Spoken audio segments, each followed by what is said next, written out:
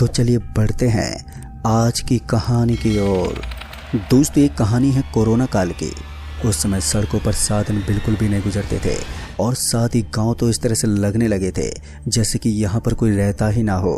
चारों तरफ बस घनघोर सन्नाटा पसरा हुआ रहता था। ये कमबख्त दौर ना जाने कब खत्म होने वाला था। सब कुछ वीरान रहता था। फिर एक दिन मैं भी पटना से उत्तराखंड के पिथौरागढ़ जिले के मटियाल गांव की तरफ लौट रहा था, क्योंकि मैं इसी इलाके के आजू बाजू में रहने वाला शख्स हूँ और ये सफ़र काफ़ी लंबा होने वाला था। पहले तो मैं ट्रेन पकड़कर रघुपुर स्टेशन पर उतर गया था और फिर उसके बाद मैंने सोचा कि अब मैं यहाँ से आगे का रास्ता ट्रेन या फिर बस से काट लूँगा, क्योंकि रास्ता अभी भी 10 या 11 घंटे के लगभग बचा हुआ था और मैंने आधा रास्ता तो लगभग काट लिया था। ट्रेन पकड़ना मेरे लिए सही था, लेकिन उन दोनों जांच पड़ताल इतनी ज़्यादा थी कि कभी भी पूछताछ करने के बाद थाने में डाल दिया जा सकता था, इसलिए मुझे काफ़ी डर लगता था। ऊपर से बस के अंदर भी यात्रियों की कमी रहती थी। बस के अंदर जो लोग मौजूद होते थे उनके चेहरे पर कोरोना की वजह से मास्क लगे रहते थे और किसी को भी पहचानना बहुत ही मुश्किल हो जाता था। फिर शाम के करीब 4 बजे के आसपास मैं रेलवे स्टेशन से निकला और अब जैसे ही मैं उस बड़े से रेलवे स्टेशन से बाहर निकला तो मेरी किस्मत ने फिर से मेरा साथ छोड़ दिया। गुस्सा तो मुझे बहुत आ रहा था, लेकिन इस वक्त मैं कर भी क्या सकता था। उसके बाद मैं वहीं पर नज़र आने वाली एक बड़ी सी पानी की टंकी के पास आकर बैठ गया। मैं जानता था कि यहाँ से काफ़ी टैक्सी गुजरती हैं और मैं एक टैक्सी को पकड़कर यहाँ से आगे वाले बस स्टैंड तक चला जाऊँगा। वो बस स्टैंड यहाँ से बहुत आगे था और ऐसे में फिर से मुझे आगे जाकर ऐसा ही करना था कि एक बस स्टैंड से उतरकर दूसरे बस स्टैंड पर जाऊं। इसलिए मैंने सोचा कि आज मेरी जेब में जो पैसे रखे हुए हैं तो मैं उन्हीं से टैक्सी लेकर निकल जाता हूं। वैसे भी 400 से 500 किलोमीटर के एरिया को पार करते करते मेरा तो दिल बैठ जाएगा। इसलिए मैंने सोच लिया था कि अब जो भी टैक्सी ड्राइवर मुझे दिखेगा मैं उसे कुछ एक्स्ट्रा रुपए भी देने को तैयार हो जाऊंगा और उसे सीधा अपने गांव ले जाऊंगा। दोस्तों, मेरा दिमाग बिल्कुल ठीक दिशा में ही काम कर रहा था, लेकिन मुझे अभी भी समझ में नहीं आ रहा था कि आखिर अब मैं इस वक्त करूं तो करूं क्या, क्योंकि काफ़ी देर इंतज़ार करने के बाद भी मुझे वहां पर कोई भी टैक्सी नज़र नहीं आ रही थी। और फिर उसके बाद जब मुझे लगा कि आज मेरी किस्मत ने मेरा सहारा देना छोड़ दिया है तो फिर मैं अपने ही धुन में गाना गुनगुनाते हुए वहां से निकलने लगा।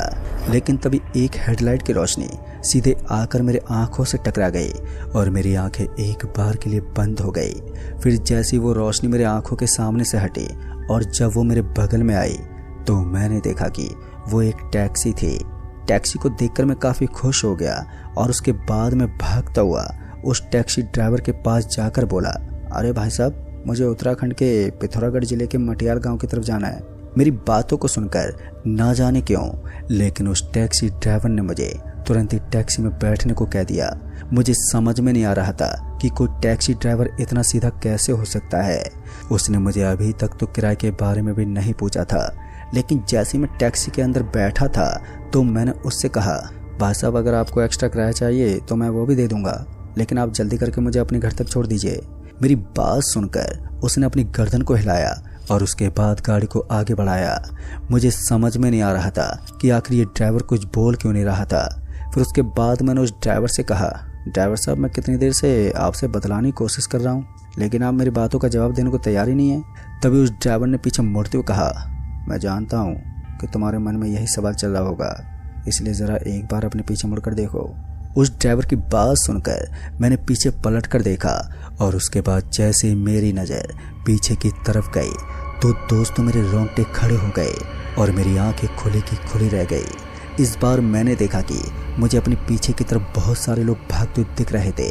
दोस्तों, ताज्जुब की बात तो ये थी कि उनकी स्पीड इस गाड़ी के बराबर थी और वो बहुत ही तेज़ी से गाड़ी का पीछा कर रहे थे। उनको इस तरह गाड़ी के पीछे भागते हुए देखकर मेरे रोंगटे खड़े हो गए थे और मुझे बहुत ही ज़्यादा घबराहट महसूस होने लगी। तभी मैंने उस ड्राइवर से गाड़ी को तेज़ भगाने को कहा, लेकिन ना जाने क्यों वो ड्राइवर अब मेरी बातों को सुनना बंद कर चुका था और तभी उसने एक भारी भरकम और चिल्लाती आवाज़ में कहा, तुम अपने सारे विंडोज़ बंद कर दो।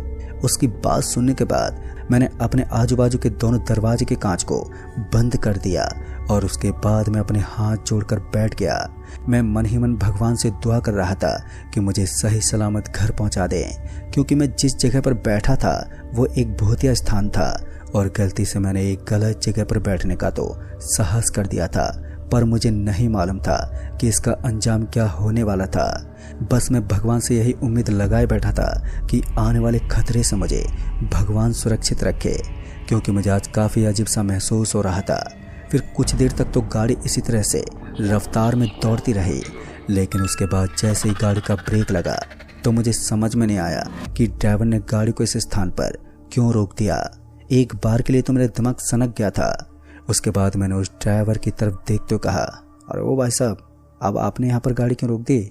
मेरी बात को सुनने के बाद उसने पीछे की तरफ देखते हुए कहा, अगर तुम्हें मरना है तो मैं गाड़ी को आगे बढ़ा सकता हूँ। फिर उसके बाद उसने अपने हाथ से इशारा किया और जैसे मैंने सामने की तरफ देखा तो मेरी फिर से रूह कांप गई।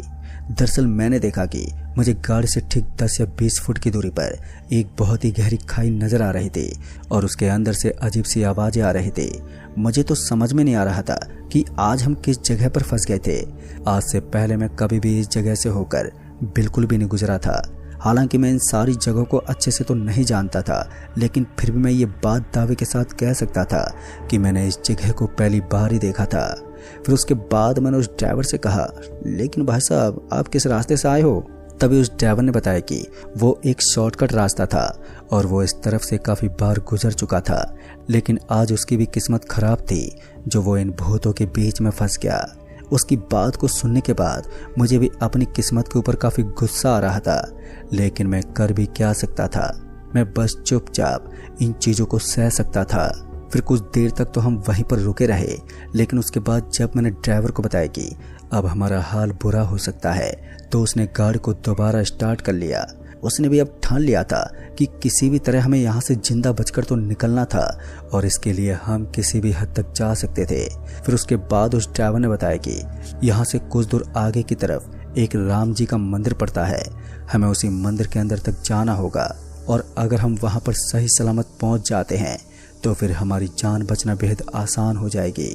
वहाँ के पुजारी एक जाने माने पुजारी हैं जो भूत प्रेत को भगाने का काम करते हैं और उस आदमी की बातों को सुनकर ऐसा लग रहा था जैसे कि सच में वहाँ पर कोई राम मंदिर था और वहाँ पर हमारी जान बच सकती थी।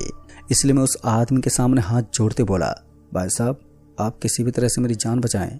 मेरी बात को सुनकर उस आदमी ने भी अपनी गर्दन को हिलाया और हाँ में जवाब दिया, पर मुझे समझ में नहीं आ रहा था कि अब यह आदमी किस इरादे के साथ यहाँ से निकलने वाला था। मैं तो बस उस आदमी का चेहरा देखते जा रहा था। फिर उसके बाद उसने गाड़ी को स्टार्ट किया और तेज स्पीड में चलाना शुरू कर दिया। लेकिन जैसा कि मैंने आपको पहले बताया था कि शायद आज मेरी किस्मत मेरे साथ नहीं थी। फिर कुछ दूर आगे जाने के बाद उस गाड़ी ने भी धीरे धीरे करके धोखा देना शुरू कर दिया। वो गाड़ी अब धीरे धीरे झटका खाने लगी और ऐसा लग रहा था कि झटका खाने के बाद गाड़ी बंद हो जाएगी। और फिर कुछ दूर आगे जाने के बाद ऐसा ही हुआ। 1-2 बार झटका खाकर गाड़ी एकदम से बंद हो गई और गाड़ी इस तरह से बंद हुई थी कि अब दोबारा स्टार्ट करने का हमें मौका ही ना मिला और गाड़ी के ऊपर ढेर सारी परछाइयाँ एकदम से मंडराने लगी थी। अब मुझे समझ में नहीं आ रहा था कि इस हालत में मैं करूँ तो करूँ क्या। फिर किसी तरह मैंने अपने आप को संभाला और गाड़ी की सीट के नीचे छुप गया, क्योंकि मैं नहीं चाहता था कि इन काली काली परछाइयों की छाया मेरे शरीर पर भी ना पड़ने लगे और उसके बाद मेरे साथ कुछ अजीब हो जाए। पर अभी भी उस गाड़ी के शीशे चारों तरफ से बंद थे, जिस वजह से इन परछाइयों ने अभी भी गाड़ी के अंदर आने की हिम्मत तो नहीं दिखाई दी, लेकिन कभी भी कुछ भी हो सकता था। जब बात भूत प्रेत की हो तो यहाँ पर कुछ भी होना लाजमी था। तभी उस ड्राइवर ने मेरे ऊपर जोर से चिल्लाते हुए कहा, अब हमारे पास यहाँ पर रुकने का कोई चांस नहीं है, जल्दी से यहाँ से निकलना होगा। दोस्तों उसकी बात सुनकर मैंने भी वैसा ही किया और उसकी गाड़ी से पैदल पैदल भागने लगा। लेकिन मैंने भी सारी की सारी जिम्मेदारी भगवान पर छोड़ दी थी। अब जो हमारे साथ होना था उसके लिए बस हमें भगवान ही बचा सकता था।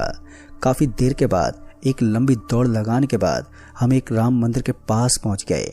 सच में वहां पर एक राम मंदिर बना हुआ था जो देखने में काफ़ी सुंदर लग रहा था। फिर उसके बाद उस ड्राइवर ने मेरा हाथ पकड़ा और मुझे उस राम मंदिर की सीमाओं के अंदर खींच लिया। हम जैसे ही मंदिर के अंदर पहुंचे तो हमें एक पंडित बैठे हुए दिखाई दिए। उस पंडित बाबा को देखते ही मेरी सांस में सांस आई और उसके बाद उस पंडित ने हम दोनों के ऊपर कुछ झाड़ फूक जैसा किया और तभी से मुझे थोड़ा बहुत अच्छा लगने लगा। दोस्तों उस दिन तो हमारी इस तरह से जान बच गई थी और उसके बाद मैं भी किसी तरह वहां से एक बस स्टैंड पर पहुंचकर अपने घर चला आया। लेकिन उस दिन को मैं कभी नहीं भूल पाऊंगा क्योंकि उस रात की यादें आज भी मेरे दिल में खौफ का कहर मचा देती हैं।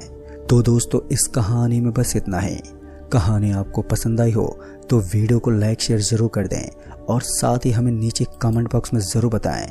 जल्द ही मिलूंगा ऐसी एक और नई कहानी के साथ। तब तक के लिए बाय एंड टेक केयर।